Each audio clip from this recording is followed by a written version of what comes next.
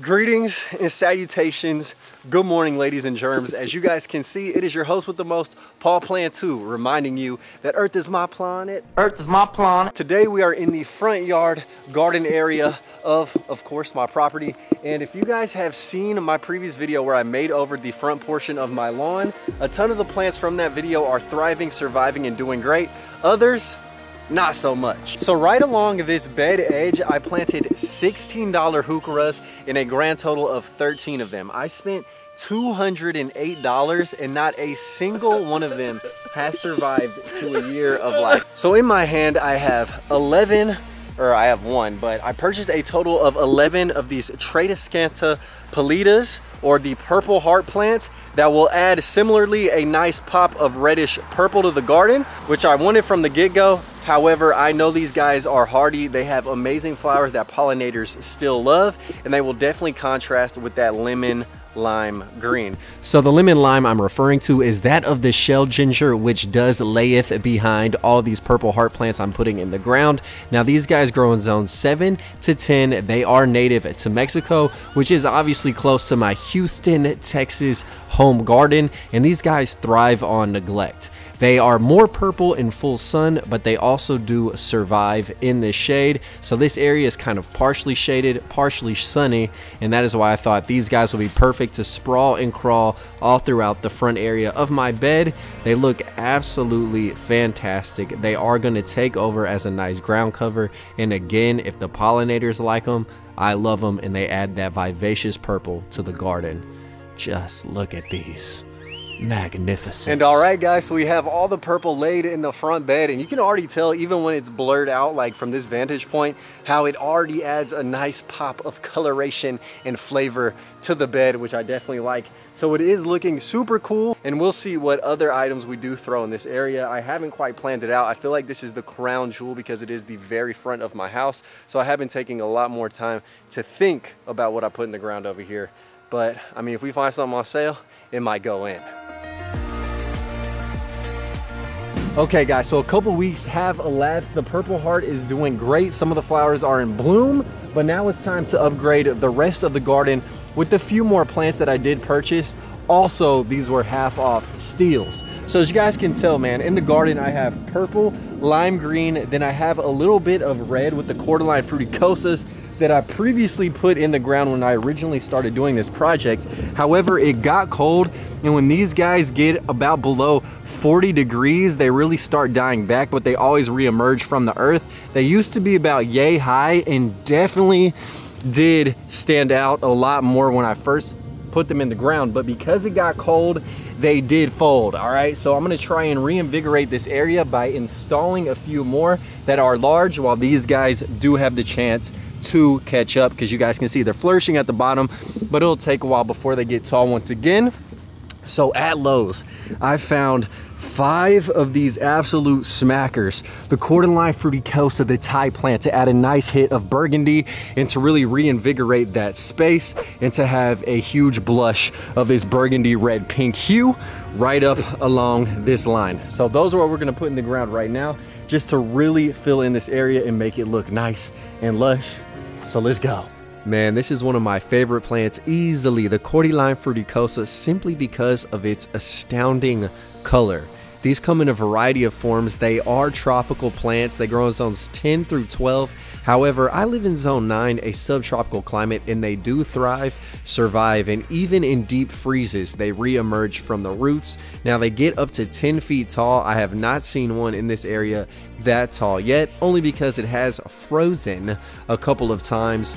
But these dudes look absolutely wondrous. If you live in Florida, Texas, anywhere subtropical, I highly recommend growing this plant. It adds an amazing pop to any garden. Okay guys, so we have all the Thai plants in the ground. I love it, and it is starting to rain, so I might have to pick this up another day. We'll see how long the rain can hold or remain light. But one other thing that's amazing is I planted all these native Turk's cap hibiscus to be the backdrop of this garden, and right now in August they are absolutely popping all the way off with flowers. So these flowers are edible. They can be added to a salad, but a lot of insects interact with the flowers. A lot of really small dudes climb in these guys and pollinate them. And once these plants do become larger, it really will be a show with all the red flowers filling up the backdrop.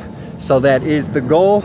They're only a year old, and these guys were probably yay high, so they've like doubled in size. So I only can imagine how big they'll be next year. So next up on the chopping block, man, I am throwing in another lime green plant. All of these guys I also got half off at Lowe's. These are the Carex Everillos. They are native to Japan, but they do thrive in part shade. And with that lime green color, they're gonna add a nice bright hit to this garden space. So that's one thing about having a shade, or in my case a part shade garden, is finding something that really will brighten up the area. So that is why I chose this Southern Living Plant Collection exclusive, the Carex Everillo. Now this has bright lime green foliage that adds a nice pop. It does grow in zones 5A to 9B, can survive up to -10 degrees, and is deer resistant. Perfect. This thing is looking absolutely lovely, especially planted in mass, where it'll get about 18 inches tall when it does max out in height. Gorgeous. And there you have it, man. All the Carex Everillos are in the ground. This definitely adds a nice bright pop of light to the garden. Now this area is super tricky. I'm gonna see how it goes, because in the morning it's like heavily shaded through the afternoon, but the sun sets over here, so the light just blasts super intensely and really hot with the setting sun on these Carexes. Now they do thrive in part shade, so we're just gonna see how it goes. We'll roll the dice. Each one was half off, so I'm not too mad at it. But there you have it, Dad Nabbit. All right, guys, what is good? So it actually has been a few weeks, probably a whole month, since I last was updating the front yard, and the Carexes that I planted are somewhat not looking great. I have not been watering them, but the reason I waited so long was because plants are on sale now that it is October in Houston. So the next plant I'm throwing in the ground adds that tropical vibe. It has a different hit of color. It is this ginormous orange bird of paradise. Now this guy definitely will add some structure. It'll hold down this area, and hence why I have to put this dude in the ground. It is large, it is mature, and it's time to get this thing cooking in the front yard landscaping. All right, so we're throwing in the Strelitzia reginae, native to South Africa. This is a zones 10 through 12 plant. It needs like medium water, medium light, but I've seen this guy thrive underneath oak tree canopies in a similar space to what I have in my front yard, and that's why I'm putting it in the ground. During the freeze, these died down, but they did come all the way back. So I'm pretty optimistic about how this dude will perform over time. It looks gorgeous. 4 to 6 feet tall, I'm all for it. Splendid. So the bird of paradise is in the ground, and it's looking lovely right here. And now it's time to add some more structure right along this blank area. So the plant that I'm using to do so is right in my hand, and it is this Duranta. Now these are pollinator magnets. They're native to Florida, Central America, and South America. I have one with amazing purple flowers. This one flowers white. So the white will really light up this dark space when it is shaded. So hence why I'm putting this guy in. And where I have it, the soil is dry. Where I have the purple one, at least the soil is dry. So I figured this dude can go right underneath my big native magnolia tree. All right, so the Duranta erecta is native from Florida all the way to Brazil and everywhere in between. And the reason why I'm planting this is not only for its white flowers, but also because pollinators love it. If I see pollinators on a plant, just know it has to go in the garden. So this is what it looks like freshly planted, but it put on quite a show once it did in fact start blooming. And it is a seasonal bloomer. Just look at the white flowers, which means it blooms all throughout each season. And despite the fact that it's a zone 10 through 12 plant, I've seen this come back from the freeze from the ground up and turn into a huge specimen. So I'm excited about it. So we have the Duranta in the ground. As you guys have seen, if you follow the channel, I really want this yard to produce a ton of produce, fruits, veggies, all of that.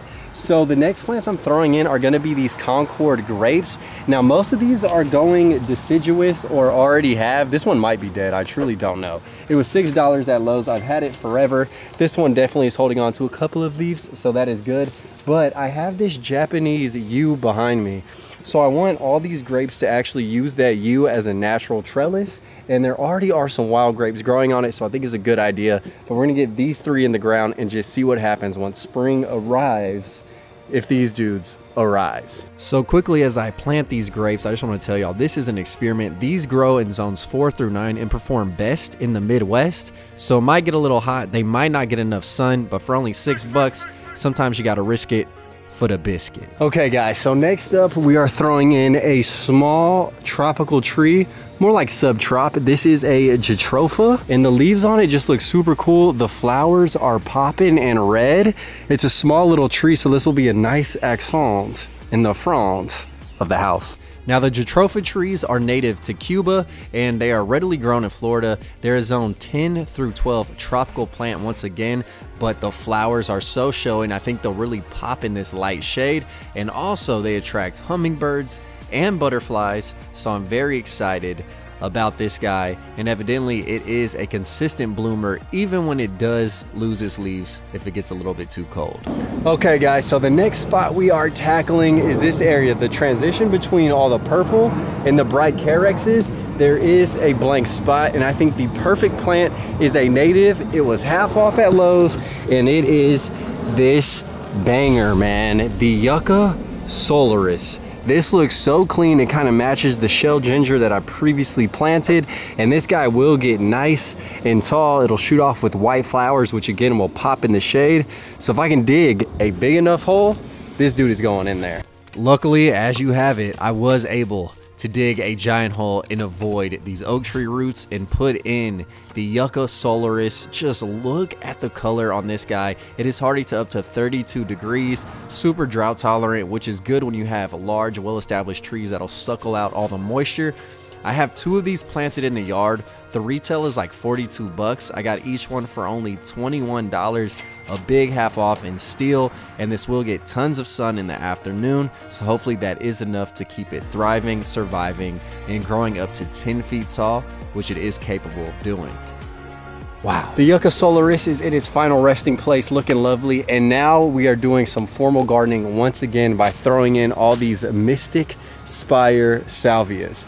Now, it is going to be a risk planting these in mass behind the Carexes, but pollinators love them. The blue looks crispy, so sometimes you got to risk it for the biscuit.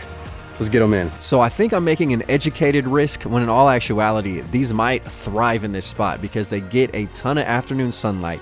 They're highly heat tolerant. They grow in zone 7 all the way to 10. They attract pollinators like a crazy free buffet, which is definitely needed. And they are a hybrid between Salvia longispicata and Salvia farinacea. And just look at the flowers. I'm telling you, this adds a crazy pop of color to the garden. So we have all the salvias in the ground. They look awesome. Now next up, I'm gonna throw in a couple more durantas, and these are like lime green and variegated. They're gonna really pop in the shady space. So I put one of these bright lime durantas next to kind of the darker foliage, and then I put another right next to the shell ginger. And one really cool thing about these plants is the little berries they produce. Just look at those guys, delicious. So a day has elapsed and it is still time to keep upgrading the garden. As I mentioned before with the grapevines, that I want this to have some edible elements. So what I'm chunking in right now are some banana plants. This one I guess is a tropical green or Tropicana green. I don't really know what that means. And this just says banana. All right, so we're gonna see if these actually produce fruit, but I really want them in the backdrop in this blank space to really fill it up, have some huge leaves, and they will be protected from the wind in that enclave. Bananas can survive in shade. I don't know the likelihood of them making fruit there, but I figured we'd try it. Okay, so where I'm digging this hole is actually a perfect spot for moisture to be dropped off because this is where the roof actually dumps all the rainwater that hits it. So hopefully these banana plants can absorb a ton of that water. Each one also has pups, so I ensure that even if these guys do die in the winter, which bananas do die back, there will be another generation springing forth from the root ball. So hopefully these guys grow tall and eventually produce some fruit. If anything else, they will just fill in this space with nice tropical big leafed foliage, which I'm extremely excited about. So we'll just see what happens, but for half off at the Houston Garden Center, I couldn't pass on some bananas. All right guys, so we have the bananas in the ground, and now to tie in all the colors, right in front of it, I want to add this burgundy canna lily with a red flower atop. because it'll tie in with the cordyline fruticosas, and the red flower will match that of the jatropha. And cannas are of course a tropical plant from Mexico to South America as their native range that were cultivated for thousands of years by Native Americans, and the flowers atop absolutely pop. Now I also threw in a couple more cordylines just to add some more of that reddish burgundy hue to the rest of my entire front yard garden makeovered area, is that grammatically correct? Whatever, man. I just had to spritz and sprinkle some more luxuriant red foliage into the rest of the garden. So next up, we're throwing in a ground cover that is also edible. This is Okinawan spinach. Now it has a very spicy taste to it. Well, I don't want to say very spicy, but spicy for like a spinach kind of leafy green. The bottom sides of the leaves are purple, which look super cool. I won't typically go to this to eat, but if need be, I shall. What I really like about it is in November, it gets covered in these flowers that monarchs absolutely go ham feeding on their migration. So I'm gonna put this guy in the ground. I kind of want it to sprawl and cover in all of this space if at all possible. But for now, let's get in some edible ground cover, the Okinawan spinach. So if you guys want to grow this, it is another subtropical banger. It grows in zones 9A all the way to 11. It thrives in full sun to part sun, and this dude is tasty when mixed with other elements of a meal or chunked into a sandwich. So I highly recommend you guys grow this if your climate does permit. All right, guys, so last and not least, in terms of the plants we're adding in today, obviously there's still blank spaces, so I want to add a ton more as time goes on to really fill out this space. But the last plants we're putting in today are going to go in this front region. So you have purple, lime green, burgundy green, and then behind that I want a lime variegated green again. And I have some tall canna lilies that definitely will provide the variegation. They'll get a ton of morning sun as the sun comes in right here. Now the only downside is I have one giant oak tree and yet a second giant oak tree right beside me, which means I can't really dig holes in this area. But what I can do is get some logs that I found, stack them up, fill that area with soil, and then plant these dudes into it so the roots will naturally find some space, and that'll save me a little bit of hard, arduous work digging holes and smashing into giant tree roots. So here we go. I used some sago trunks just to be a barrier to hold in the soil. I took the canna lilies out of their pots first and foremost, and I did have some other sticks and branches intermingled. Then I started sprinkling some nice manure, some vivacious compost, and then just to blend it all in, I mulched with some natural leaves in the area just to make it all look congruent. And I can't wait for these cannas to take off in this no man's land between two of my front yard giant oak trees. And again, the flowers, absolutely gorgeous, flawless. So there you have it, ladies and gentlemen. We are completely done, finished through with the front yard makeover. Hopefully you guys did enjoy. I'm gonna play a bunch of B-roll right now so you guys can see what the before area looked like and then what the after final result looks like. It came a long way and I definitely have a lot more to do. I want to buy a bunch of native plants that can tolerate a part shade to full shade area to really fill in and provide more benefits for the pollinators. But if you guys did enjoy, please smash the like button. I definitely put in a lot of work, and believe it or not, all of these plants I got were half off aside from like 2 or 3. So steals and deals. This is truly a giant front yard makeover on a budget, and we're only just hitting the tip of the iceberg because this whole yard still has a lot of work to go. So until next time, man, remember, Earth is my planet. Earth is my planet. I will see y'all soon. Peace. Killing these songs, leaving a bloody life I roost through. And I'm in it to win it, so I'm somebody that you should get used to.